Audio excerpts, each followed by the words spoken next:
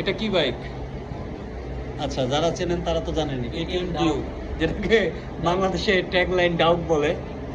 তো এই বাইকটা ভালো বাইক ছিল।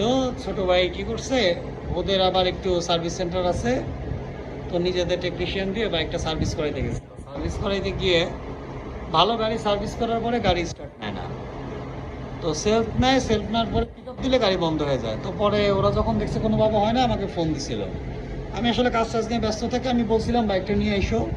ওরা ওদের মতো ট্রাই করছে, কোনোভাবেই আর স্টার্ট হয় না। হয় যেহেতু না, ওরা পরে কি করছে, আমিও আর যাইতে পারি নাই, ওরা গাড়ি নিয়ে এটার অফিসিয়াল সার্ভিস সেন্টারে গিয়েছিল তেজগাঁয়ে। সেখান থেকে বলছে সময় লাগবে, মানে ওরা আসলে একটা কাস্টমার গাড়ি নিয়ে গেলে ইনস্ট্যান্ট সাপোর্ট তো চায়, সেটা সামা ওর কাছে ভালো লাগে নাই। পরে আমাকে ফোন দিছে, আমি বললাম ঠিক আছে গাড়ি আবার নিয়ে আসো। তেজগাঁও থেকে আমার কাছ থেকে নিয়ে আসছে।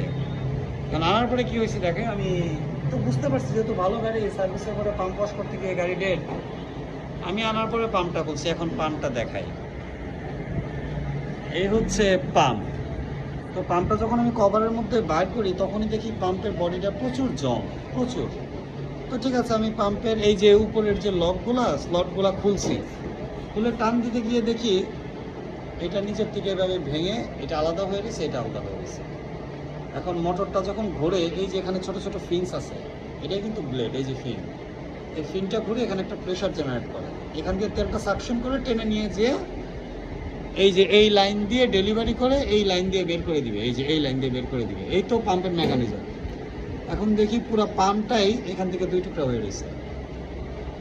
এখন এর কি সমাধান? এখন হয়তো এটা অনেকদিন কাজ করায় নাই, দ্বিতীয় কথা হচ্ছে খোলা তেলে গাড়ি চালাইছে, প্লাস এইগুলো তো মাঝে মাঝে খুলতে হয়, খোলা হয় না। একটু গ্রাম এলাকার দিকে গাড়ি চলে তো, এখন পুরো জিনিসটাই তো গেছে। আমি এইটা খুলতে যাই দেখি যে এটা খুলে না, পরে দেখলাম যে এখান থেকে আলাদা। এইটা হলে আর গাড়ি কি চলবে, পাম্পের কোনো প্রেশার নাই, জিরো প্রেশার। তো এখন দেখি আসলে কি করা যায়। পাম্পের তো অনেক দাম, আপনারা জানেন। আর যদি মোটরটা পাওয়া যায়, আমি দেখতেছি এটার কি ট্রিটমেন্ট দেওয়া যায়। তো ঠিক আছে, এই পর্যন্তই থাকুক, সমাধান করা যায়।